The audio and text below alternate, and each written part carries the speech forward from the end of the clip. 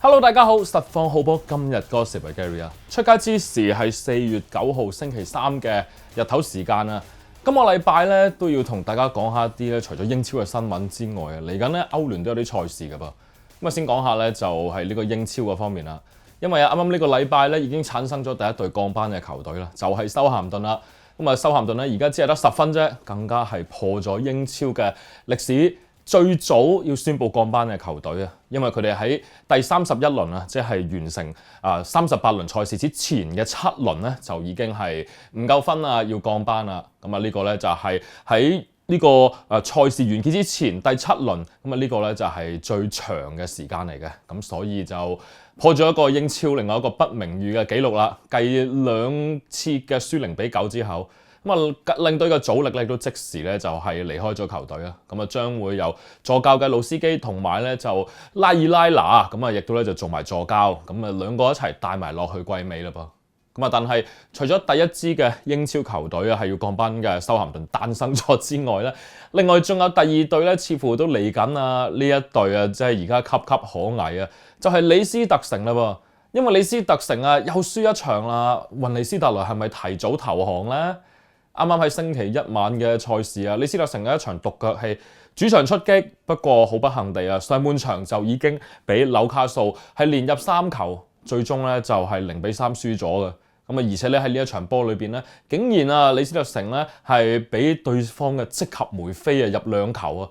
積合梅菲咧唔係話佢唔好波，不過咧平時都係爛打嘅啫喎，都唔係啲咩士哥拿咁，但係咧失嘅波咧都幾關呢個後防事嘅，因為李斯特城嘅後防咧，如果講失頭2個波咧，其實都有啲問題㗎啦。咁啊，就算咧係排出3中堅嘅陣式都好啦，都竟然啊可以俾係紐卡素嘅左閘利華文圖壓落底線出波，再掠門而過，去到遠處令到積合梅菲可以執雞啊！咁啊，至於第2球啊，仲離譜添。當時舒亞咧喺中間截咗係李斯特城嘅傳球啦，咁啊跟住嚟一個半場老笠，咁但係咧積合梅菲啊呢個紐卡素嘅翼鋒球員咧就已經向前跑噶啦。不過同一時間咧，李斯特城嘅中堅咧，魯克托馬士同埋高亞迪咧，哇望住佢跑都唔追喎，咁啊個波咧就遠程老笠啦。啊點解好衰唔衰咧？個波又唔係入又唔係出界，個波係彈未彈翻出嚟喎。咁啊，結果點啊？肯跑埋去龍門口個積合梅菲咪執到雞咯。咁啊，另外嗰2個中堅就喺度散步，咁啊都幾抵打囉柚嘅。咁啊，第3球真更加係班尼斯啊，哈菲班尼斯嘅入球，倒戈嘅入球啊，入咗波都係冇慶祝嘅。咁啊，所以就毫無懸念地 hea 住躺平地死去啊！李斯特城咁令到佢哋咧而家係仍然都距離呢個護級嘅安全線有15分嘅距離，不過只係剩翻7輪賽事啫。基本上降班都係時間嘅問題啦。咁啊，其實咧睇翻呢個李斯特城啊嗰個近排嘅比賽過程咧，都幾慘不忍睹嘅。雲奴咧就12月1號上任嘅，咁啊雖然咧一開始嘅時候咧曾經3-1贏過韋斯咸啦，咁啊以為哇好似好有憧憬咁樣喎，咁但係咧依家去到呢一刻啦，原來李斯特城啊係最近嘅8場波咧，不但止全敗，更加係1球不入啊，一個非常之差嘅走勢嚟嘅噃。咁啊，而且咧據報呢一個咧係球會歷史上以嚟啊第一次係最長嘅連敗兼不入球嘅紀錄啊！咁講真，連敗再加不入球，咁啊呢一啲咁差嘅走勢係好難做出嚟嘅。咁啊，依家你睇翻咧，李斯特城喺今季嘅自從雲奴帶領咗之後咧，嗱除咗頭先講嘅一開季，即係一開始帶領嘅時候，11月初曾經咧試過3-1贏過韋斯咸，但係雲奴嘅領軍咧只有3場嘅贏波，1場和波，輸咗15場嘅。咁啊，當中咧頭先講嘅3場嘅贏波裏邊，得2場係英超嘅啫。咁啊固然係慘不忍睹啦，而同一時間係其實佢哋咧喺曾經有啲比賽咧，你感覺佢哋哇好似咧好熱血咁樣攞翻啲分喎。例如咧就曾經試過啊喺12月嘅時間咧係2-2和過呢個白禮頓嘅。當時咧佢哋係落後2球啊，但係去到比賽由第86分鐘開始，華迪嘅1入球1助攻，帶領李斯特城絕地反擊，可以攞翻1分啊，絕和呢個白禮頓啊。咁啊，當時諗住係一場好熱血嘅賽事啦，應該就可以為之後球隊可以繼續出戰嘅時候有一個強心針啊，攞翻啲自信啊。但係故事就唔係咁樣噶喎，跟住落嚟李斯特城咧就已經喺英超連輸7場啦。跟住中途有另外一場就係2-1係反勝熱刺嘅，當時理查利神入波先，但係李斯特城從後反擊贏2-1嘅。哇！諗住對住熱刺，仲要係李斯特城嘅作客嘅喎，能夠可以反勝2-1，應該又係可以振一振奮喺個軍心啦。但係結果就跟住落嚟8場全輸0入球啦。咁有陣時，所以話係咪有啲比賽究竟好似打得好熱血咁樣，可唔可以為球隊帶嚟一啲 belief 咧？可唔可以為球隊帶嚟一啲強心針咧？似乎喺李斯特城呢度就睇唔到啦噃，冇理由啲咁激動、咁熱血嘅攞到分嘅賽事之後，跟住又對翻皮一池死水咁樣噶。咁啊，所以咧呢個就係李斯特城今季啊下半季點解失分咁多嘅寫照啦。就算有啲士氣波都好，下一場波又打回原形啊！仲要個入球能力咧係咁疲弱啊，啞火情況咁嚴重啊，咁所以咧就令到李斯特城而家喺呢個尾二嘅位置嘞噃。咁好啦，咁啊講翻雲尼斯達內嘞喎，點解話佢提早投降咧？咁啊因為喺啱啱0-3輸咗俾紐卡素呢場嘅賽後記者會，雲佬就講到啦，佢就話對呢個賽事個進程啦都係非常之失望嘅，太早輸頭2粒啦，咁啊就算咧係擺咗3中堅嘅陣式咧，都唔能夠阻止對方入波，咁啊令到咧就佢覺得好失望啦。咁另外佢亦都提到一樣嘢啦，其實咧我上任咗之後咧係乜嘢嘅系統都試過啦。咁啊，即係譬如頭先講緊咧，近呢一場咧對紐卡素係打3中堅嘅，咁啊其實咧都係近3-4場開始，李斯特城先至打3中堅嘅啫。之前咧就一路打4後衛嘅，咁啊但係打3中堅都完全冇改變過輸波同埋入唔到波嘅現實。咁啊，似乎咧雲尼斯達萊都講到自己有啲技窮啦噃，我已經轉晒所有嘅陣式啊、system 啊，都踢唔到有啲咩改善嘅情況出嚟。咁啊，更加咧，阿雲佬講到啦，而家呢一刻咧，似乎對球隊最好嘅咧，就係睇下球隊可唔可以繼續前進。咁啊，而且咧係球會係永遠咧都係大過晒所有人嘅。咁佢咁講，會唔會係暗示球會係大過領隊、大過球員等等等等？球會嘅前進嘅方向點樣可以扶持到球會可以咧係繼續進步先至係最關鍵嘅任務咧？如果咁講嘅話，雲佬似乎暗示緊咧自己留喺狐狸咧都不願意啦。會唔會係自己辭職咧？嗱，今時今日咧就好少領隊或者教練自己辭職嘅，咁梗係要等呢個球會如果球會炒自己，即時咧就有呢個違約金啦嘛。所以有陣時都話有啲教練係呢個違約金嘅戰士嘅。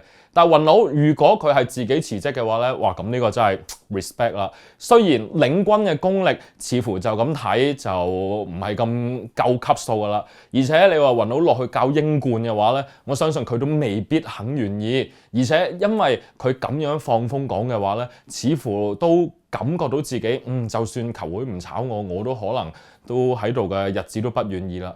咁啊，其實咧喺都睇過下李斯特城嘅新聞啦。高層話要炒雲佬咧，其實咧就冇乜呢啲消息傳出嘅。大家都知道，一間球會要炒一個領隊嘅時候，通常前2-3個禮拜咧都會出啲聲明就係我哋球會嘅管理層力撐領隊，令到佢可以繼續領軍啦，穩定軍心咁樣。咁但係通常一出呢啲咩管理層力撐領隊，通常2-3個禮拜之後咧，嗰個領隊咧就拜拜噶啦。咁而且你仲要再諗翻史提夫谷巴就係上半季嗰位領隊啦，帶領呢個李斯特城嘅時候到佢俾人炒咧，其實都仲未跌入呢個降班漩渦嘅。但係當雲尼斯達萊帶領咗之後，就係頭先講緊嘅啦。聯賽只係贏過2場，跟住數下，哇！又連輸7場，跟住連輸8場，簡直就已經係一池死水噶啦。咁所以咧就如果咁睇，雲尼斯達萊似乎唔係一個適合可以帶領李斯特城走出困境嘅領隊啊。咁如果係咁樣嘅話咧，似乎雲佬可能咧有機會出現我哋好少見嘅自己辭職喎。咁自己辭職就未必有違約金噶啦，同球會傾嘅啫都係。所以雲尼斯達萊疑似提早投降，對住呢一隊嘅李斯特城都苦無辦法啦。而且有啲球員係無論係4後衛又好，3中堅又好，你唔追波嘅話，其實係打咩 system、打咩陣式、打咩踢法都係冇乜意思嘅。OK， 好啦，講完咧就雲尼斯達萊啦，跟住落嚟咧就嚟緊歐聯啦。出街之前係星期3嘅日頭時間啊嘛。喺今晚咧亦都有歐聯8強嘅首回合賽事嘅，其中一場就係巴塞隆拿對多蒙特啦噃。咁啊，巴塞隆拿嘅陣中有一位翼鋒拉芬拿，咁啊今季表現相當之犀利嘅。原來各項賽事已經攻入咗27球啦喎。咁啊，但係拉芬拿究竟對住多蒙特呢一場波啊，會唔會係突然之間有啲可能性係未必會上陣呢？點解咁 fit 嘅拉芬拿可能會未必上陣啊？因為近排咧，原來拉芬拿咧都做咗脫韁嘅野馬喎。咁啊，點解咁講呢？啱啱巴塞隆拿喺聯賽嗰方面嗱，大家知道皇馬失咗分啦，但係巴塞自己都執唔到啊，因為佢哋咧1-1咧就係被呢個貝迪斯逼和咗啊。雖然咧加維先開紀錄，咁但係咧對方嘅中堅尼坦就憑住一次角球攻勢咧就攀成平手，結果咧最後咧就1-1失咗分啦。咁啊西甲呢邊貴一貴，咁但係貴其實又唔係話冇一啲係原因嘅噃。因為巴塞呢一場波本身已經收起咗唔少嘅正選，包括頭先提過嘅拉芬拿啦。拉芬拿去到下半場嘅中段啦，先至出翻嚟啊，3番4次嘅攻門咧都係唔能夠可以咧就幫巴塞咧就再度領先嘅。咁啊賽後咧就呢個拉芬拿咧被拍到啊，原來咧話佢好燥底喎，佢非常之不滿球證嘅判決啊，衝埋去球證嗰度理論啊，完咗場之後咁啊見到咧有啲係畫面咧影到佢咧理論得太過火啦，咁啊甚至咧就大家知道巴塞咧本身咧都好中意同球證傾下偈啦，咁但係咧哇，連巴塞嘅球員都覺得哇阿拉芬拿你咁樣同阿球證傾偈，好似又多咗啲喎。咁咧搞到咧就啲隊友咧要你翻入去先啦，你翻入更衣室先啦。咁啊利雲道夫斯基都話：喂，你咁樣傾偈唔啱嘅喎，拱啊拉芬拿，喂你走啊，你翻入更衣室先啦。好啦，咁啊拉芬拿梗係唔鋸啦，見到個波喺隔離咧，一嘢踢走佢。嗱完咗場㗎啦，呢件事已經係啊。咁啊跟住咧輪到咧下一個埋嚟喎，費力克啊喎，教練埋到嚟，費力克話：喂想攬住佢個膊頭，喂做乜咁燥啊咁樣。咁但係咧，哇拉芬拿隻球係捲啊！縮開啊！唔俾你搭膊頭，你唔好搭埋，你係咪同你好 friend 嘅咋？跟住咧，哇，仲喺度少少咧推啊，費力克啊，你唔好埋嚟搭啊！我而家好燥啊，嗰一種啊。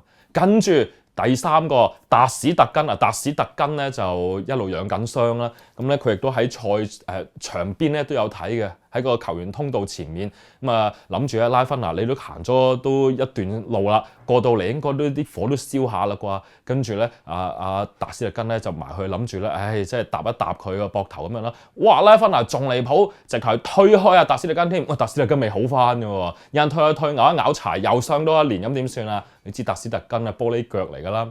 咁啊結果咧推開完之後咧，達史特根，喂你做乜嘢啊？喂你而家燥球證嘛，唔係燥我啊係嘛？你唔好揾我嚟發脾氣啊！跟住結果咧就雙方咧就大家又有少少推撞咁樣。咁啊當然亦都可能有個原因係當時個第四裁判咧就喺達史特根隔離，拉芬拿咧可能咧就其實係醒緊咗個第四球證嘅啫。達史特根話：算啦，你醒下第四球證都冇用㗎啦，平時都係紙板嚟嘅啫嘛，設計對白。咁啊但係好燥啊拉芬拿咁啊，哇辣啊！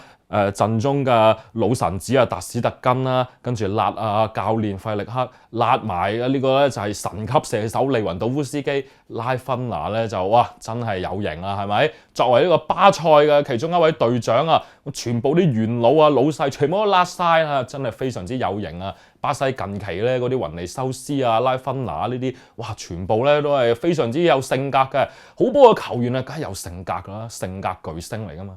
咁啊，所以咧就哇，突然之間出現呢啲咁嘅畫面咧，就大家喺呢個賽前記者會度都問阿費力克啦。咦，嚟緊咧巴塞對多蒙特喎，會唔會有機會派阿拉芬拿上陣啊？你上場收起咗佢，唔俾佢做正選嘅噃。咁啊，呢個費力克咧答得非常之得體嘅。佢話咧，拉芬拿咧雖然上場唔係喺正選嗰度，但係佢個訓練咧係完美 perfect 嘅。今場波咧，佢一定有機會可以落場嘅。咁啊，費力克咧就似乎咧將呢件事咧就盡量淡化，咁啊而且咧答得都好玄妙啊，冇話一定係擺佢正選喎，只不過話佢有機會落場嘅啫喎。嗱咁啊，拉芬拿最緊要嗰樣嘢咧就係因為啊依家呢一刻咧，其實啊喺今屆嘅金球獎咧年尾啊即係頒獎啦，咁但係咧暫時未有一個人咧係好標青咁樣標出嚟係有機會係穩奪金球獎嘅。所以其實咧搞下咧，啲人又話 Harry Kane 啊，又話比寧咸，其實咧拉芬拿都有機會攞金球獎喎，都係一個係好有機會嘅競爭者嚟嘅。咁但係突然之間，喂又整呢啲咁樣嘅呢啲態度問題嘅嘢，有陣時咧就好重要嘅。人貴乎自知，你個擺位喺邊度？拉芬娜咧今季的確係大爆發，咁但係咧其實幾大程度係受惠於費力克嘅呢個將個防線推到勁高啊，同埋咧已經唔係話真係100%非常之着重要短傳滲透嘅，有陣時有啲長波，其實呢樣嘢都幾能夠發揮到拉芬娜嘅攞第一腳啊，同埋咧即刻壓入禁區嗰個速度啊。咁啊，所以咧，拉芬娜咧今季咁 fit，其實都唔係真係淨係自己嘅自己咁厲害，自己咁大嘅喎。有陣時其他隊友啊，同埋教練費力克嘅戰術咧，都幫咗佢好多嘅。